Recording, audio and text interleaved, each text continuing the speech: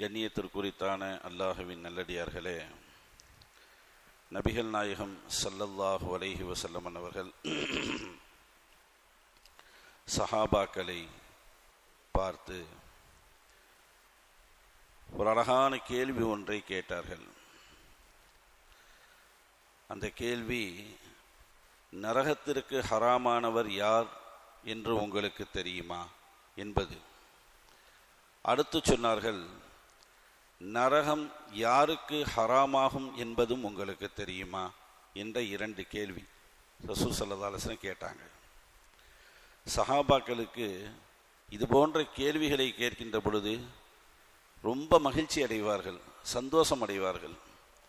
நபி ஸல்லல்லாஹு அலைஹி வஸல்லம் ஆக்கப்பூர்வமான ஒரு அழகான ஒரு செய்தியை சொல்ல வருகின்றார்கள் என்பதை அறிந்த சஹாபாக்களுடைய புருவங்கள் எல்லாம் மேல் தூக்கிவிடும். அந்த அளவிற்கு ஒரு எதிர்பார்ப்போடு அந்த பதிலை அவர்கள் எதிர்பார்த்து இருக்கக்கூடிய சூழலிலே நபிகள் நாயகம் ஸல்லல்லாஹு அலைஹி வஸல்லம் அவர்கள் ஏராளமான செய்திகளை, இது போன்ற கேள்விகளை கேட்டு இந்த உம்மத்திற்கு தந்திருக்கின்றார்கள்.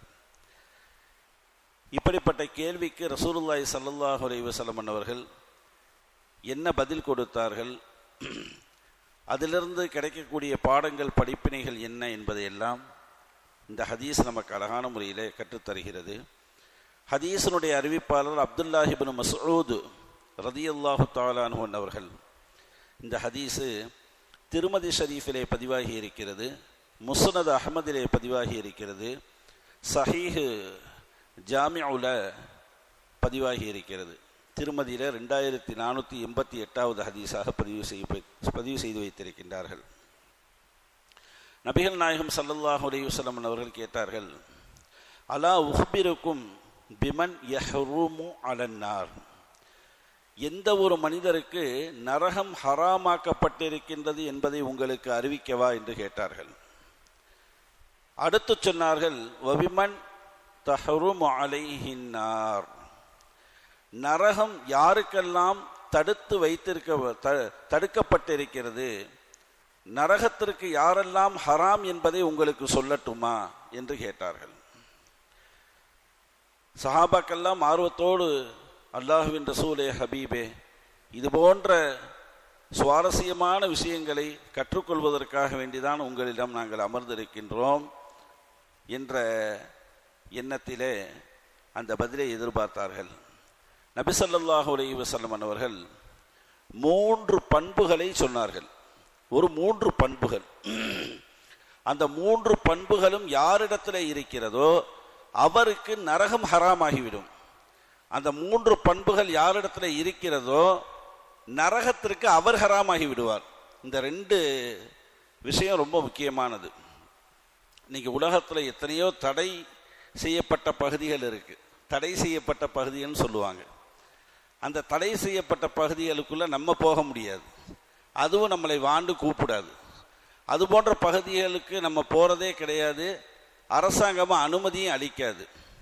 இப்போ உலகம் சார்ந்த இந்த நடைமுறை விஷயத்திலேயே நிறைய தடை செய்யப்பட்ட பகுதிகளுக்கு நம்மளால போக முடியல. அப்படின்னா அல்லாஹ் ஜல்லஷானஹு தஆலா நரகத்திற்கு தடை செய்யப்பட்ட மனிதர்களாக, ஒரு பிரிவினர்களாக அல்லாஹ் இந்த உம்மத்தை ஆக்கி விடுவான்.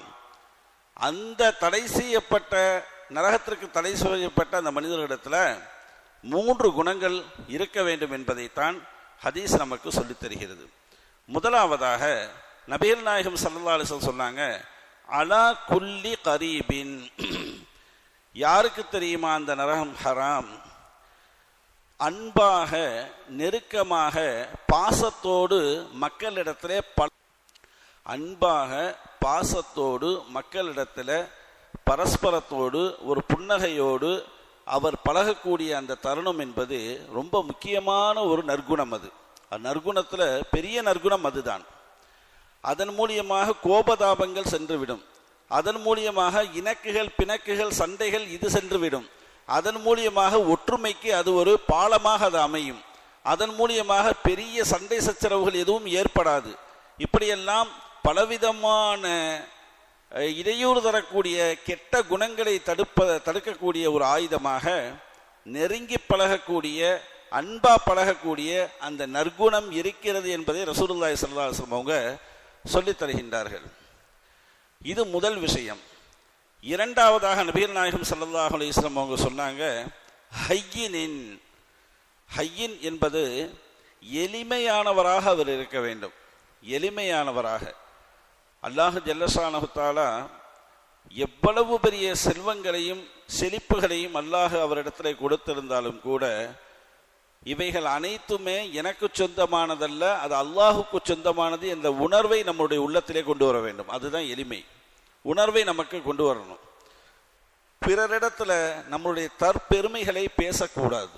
பிறரிடத்துல நான் அப்படி இப்படி என்கிட்ட என்ன இருக்குது தெரியுமா, 100 தோப்பு இருக்கு, 1000 பங்களா இருக்கு, 10 கார் இருக்கு, நான் அப்படி வாழ்ந்தவன் இப்படி வாழ்ந்தவன், நான் நடந்து வந்தாலே எல்லாரும் எந்திரிச்சு நிற்பாங்க, இது போன்ற அந்த பெருமை சார்ந்த அந்த வார்த்தைகள். அல்லாஹ் ஜல்லஷானஹு சொல்றான், பெருமை என்ற ஆடை எனக்கு சொந்தமானதுங்கிறான்ல. பெருமை என்ற ஆடை எனக்கு சொந்தமானது. ஏன் சட்டையை கலட்டி நீ ஏண்டா போடுறேங்கிறான்ல. அது எனக்குள்ள சட்டை, அது எனக்கு சொந்தமானது, அது என்னுடைய ஆடை. அந்த ஆடையை நீ கலட்டி போடாதேங்கிறான்ல. இப்ப எளிமையான ஒரு குணமுள்ள ஒரு மனிதர்களாக, நற்பண்புக்கு சொந்தக்காரர்களாக யாரெல்லாம் இருக்கின்றார்களோ அவர்களுக்கெல்லாம் அந்த நரகம் ஹராமாக்கப்பட்டிருக்கின்றது என்பதை நபிகள் நாயகம் ஸல்லல்லாஹு அலைஹி வஸல்லம் அவர்கள் சொல்லிவிட்டு மூன்றாவதாக சொன்னார்கள். மூணாவது என்ன தெரியுமா? சஹ்லின், மேலும் பிறருக்கு சிரமம் கொடுக்காதவர் என்று சொன்னார்கள். பிறருக்கு இவரின் மூலியமாக எந்த சிரமத்தையும் கொடுத்துடக்கூடாது. இந்த மூன்றும் ரொம்ப முக்கியமானது. இதில் கவனிக்கக்கூடிய ஒரு விஷயத்தை பார்த்தீங்களா, அல்லாஹ் அவனுக்கு செய்ய வேண்டிய கடமைகளை எதையுமே இதில் சொல்லலை. ஒரு நரகம் ஹராமாக்கப்படணும் அப்படின்டா நீ தொழுகு, ஒரு நரகம் ஹராமாக்கப்படணும் அப்படின்டா நீ நோன்பு போய், நீ வேற இதில் பல அமல் செய். அது அந்த மேட்டரை அல்லாஹ் கொண்டு வரல இதுக்குள்ள.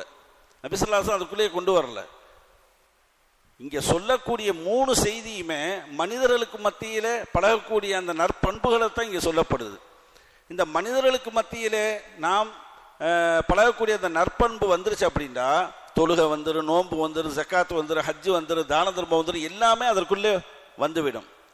அதைத்தான் இங்கே நபி ஸல்லல்லாஹு அலைஹி வஸல்லம் அவங்க சொல்றாங்க, பிறருக்கு எந்த ரூபத்திலேயுமே சொல்லால், செயலால், பார்வையால், பொருளாதாரத்தால் அல்லது இதர பல செயல்பாடுகளால் நீ சிரமமே கொடுத்துறாத.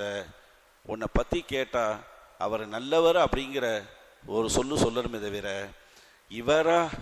இவரோட வாழ முடியுமா, எவ்வளவு பெரிய மோசமானவர் அப்படிங்கிற அந்த பெயரை ஒரு பொழுதும் நீங்கள் வாங்கி விடாதீர்கள் என்பதை நபிகள் நாயகம் ஸல்லல்லாஹு அலைஹி வஸல்லம் அவங்க சொல்லித்தர்றாங்க. இந்த ஹதீஸில் 3 வார்த்தை கரீபு அப்படிங்கிற வார்த்தை இருக்கு. கரீப் அப்படின்னா அன்பாக நேசமாக பழகுதல்.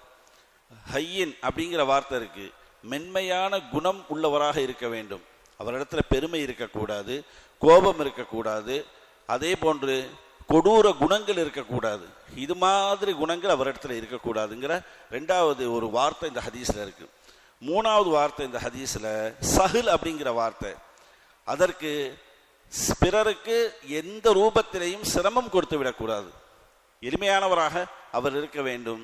எவ்வளவு பெரிய நபராக இருந்தாலும் சரி, எவ்வளவு கீழே உள்ள நபராக இருந்தாலும் சரி, யாருக்கும் யாரின் மூலியமாக எந்த சிரமமும் கொடுத்து விடக்கூடாது என்பதை 3ஐ மையமாக வைத்து இந்த 3 நற்குணங்களும் உங்களிடத்தில் இருந்துச்சு அப்படின்னா அல்லாஹ் ஜல்லஷானஹு தஆலா நரகத்தை உங்களுக்கு ஹராமாக்கி விடுவான், நரகமும் உங்களுக்கு ஹராமாக்கப்பட்டு விடும் என்பதாக அழகான ஒரு செய்தியை ரசூலுல்லாஹி ஸல்லல்லாஹு அலைஹி வஸல்லம் அவர்கள் சொல்லித் தருகின்றார்கள். நபிகள் நாயகம் ஸல்லல்லாஹு அலைஹி வஸல்லம் அவருடைய எளிமையை எப்படி பேசுவது, ரசூலுல்லாஹி ஸல்லல்லாஹு அலைஹி வஸல்லம் அவருடைய பொறுமையை எப்படி பேசுவது, நபிகள் நாயகம் ஸல்லல்லாஹு அலைஹி வஸல்லம் அவர்கள் கையாண்ட அந்த நற்குணத்தினுடைய வீரியத்தை எந்த வார்த்தைகளால் வடிவமைத்து தருவது.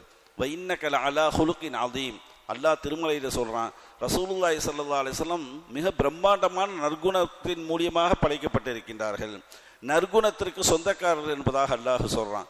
தாயிஃபில் தாவா பணிக்காக வேண்டிய ஸல்லல்லாஹு அலைஹி வஸல்லம் அவர்கள் சென்றார்கள் தாயிஃபுக்கு. அந்த தாயிஃபில் அங்குள்ள மக்கள் கேலி செய்தார்கள், கெட்ட வார்த்தைகளில் பேசினாங்க, சின்ன பிள்ளைங்களுடைய கைகளில் கற்களை கொடுத்து அடித்தார்கள், எல்லாமே பண்ணினாங்க. இதை தாங்க முடியாம ஜிப்ரீல் அலைஹிஸ்ஸலாத்து வஸ்ஸலாம் அவங்க வந்துட்டாங்க. ஜிப்ரீல் அலைஹிஸ்ஸலாத்து வஸ்ஸலாம் அவர்கள் வந்து நபிகள் நாயகம் ஸல்லல்லாஹு அலைஹி வஸல்லம் அன்னவர்களிடத்துல வந்து சொன்னார்கள், நபியே நாயகமே, ஒரே ஒரு அனுமதி தாருங்கள், நாங்கள் எல்லாம் ரெடியாக இருக்கோம், ஒரு அனுமதி. தாயிஃபுங்கிறது நம்மெல்லாம் ஹஜ் உம்ராவுக்கு போனப்போ அங்கே போயிருப்போம். 2 மலைகளுக்கு மத்தியில் இருக்கக்கூடிய ஒரு ஊர் தாயிஃப். 2 மலைகளுக்கு மத்தியில் இருக்கக்கூடிய ஒரு ஊர் தாயிஃப். அந்த 2 மலைகளையும் அப்படியே ஒன்று சேர்த்து ஒன்றும் இல்லாமல் ஆக்கிடுறேன்டாங்க ஜிப்ரீல் அலைஹிஸ்ஸலாம். நபி ஸல்லல்லாஹு அலைஹி வஸல்லம் 2 மலைகளுக்கு மத்தியில் சுக்குநூறு ஆக்கி இவர்களை ஒன்றும் இல்லாமல் அடையாளம் தெரியாமல் நான் ஆக்கி விடுகின்றேன் என்று சொல்லும் பொழுது நபிகள் நாயகம் ஸல்லல்லாஹு அலைஹி வஸல்லம் அவர்கள் அப்பொழுது பதில் கொடுத்தார்கள், பல் அர்ஜு அன் யஹ்ரிஜல்லாஹு மின் அஸ்லாபிஹிம் மை யஅபுதுல்லாஹ வஹ்தஹு வலா யுஷ்ரிகு பிஹி ஷைஆ என்ற பதிலை கொடுத்தார்கள். இவர்கள் இப்பொழுது அறியாமையிலே இருக்கின்றார்கள், ஜஹாலத் என்று சொல்லக்கூடிய அந்த வழிகேட்டிலே இருக்கின்றார்கள். இவர்களுடைய சந்ததியிலிருந்து அல்லாஹ் ஜல்லஷானஹு தஆலா அல்லாஹுவை வணங்குவதற்காக வேண்டிய இவருடைய சந்ததிகளை அல்லாஹ் உருவாக்குவான், வரக்கூடியவர்கள் அனைவர்களும் முஸ்லீமாக ஆகிவிடுவார்கள் என்று அந்த இடத்தில் கோபத்தை வெளிப்படுத்தாமல் ஒரு நளினத்தை வெளிப்படுத்தி பின்னால் வரக்கூடிய சந்ததியினர்களுடைய தொலைநோக்கு பார்வையை பார்த்து அந்த மக்களை அழித்து விடாமல் ஜிப்ரீலை திருப்பி அனுப்பி அந்த நாயகத்தை எந்த வார்த்தையால் புகழுவது இல்லையா? ரசூலுல்லாஹி ஸல்லல்லாஹு அலைஹி வஸல்லம் அவர்கள் செய்த என்ற துவா இன்னைக்கு தாயிஃப்ல ஒரு காஃபிர் இல்லை, தாயிஃப்ல ஒரு காஃபிர் கிடையாது, ஒரு முஷ்ரிக் கிடையாது, எல்லாமே ஈமானுக்கு சொந்தக்காரர்களாக இருக்கின்றார்கள். என்ன ஒரு சின்ன வருத்தம் அவர்களுக்கு, நபிகள் நாயகம் ஸல்லல்லாஹு அலைஹி வஸல்லம் அவங்களை இப்படி அவங்க வந்து அவங்களுடைய முன்னோர்கள் இப்படி செய்ததின் காரணமாக மெண்டல் ஹாஸ்பிட்டலை அல்லாஹ் ஜல்லஷானஹு அங்கே வச்சிருக்கான். மெண்டல் ஹாஸ்பிட்டல் இப்போ ஒவ்வொரு ஊருக்கு ஒன்று இருக்குமா இல்லையா? கீழ்ப்பாக்கம் மேல்பாக்கம் போனோம், அங்கே போய் கட்டு இங்கே போய் கட்டு அப்படின்னு. சவுதியில் வந்து ஏதாவது ஒரு மெண்டலு ஒரு கிறுக்கு அப்படின்றா கொண்டு போய் தாயிஃப்ல ஒன்று போய் கட்டுங்கப்பா அப்படின்னு சொல்லுவாங்க. அது மட்டும் அவங்களுக்கு வந்து ஒரு சின்ன ஒரு பெயராக போயிருச்சு. அப்போ அந்த அளவுக்கு வந்து அல்லாஹ் ஜல்லஷானஹு தஆலா நபிகள் நாயகம் ஸல்லல்லாஹு அலைஹி வஸல்லமுடைய மென்மை, அவருடைய நற்குணங்களை பற்றி அந்த வரலாற்றின் மூலியமாக அல்லாஹ் நமக்கு சொல்லித்தர்றான். நமக்கு செய்தி என்ன அப்படின்னா, நாம் நரகத்திற்கு ஹராமாக்கப்பட்டவர்களாக ஆக வேண்டும் என்றால், நரகம் நமக்கு ஹராமாக்கப்பட வேண்டும் என்றால், இந்த 3 நற்குணத்தோடு நாம்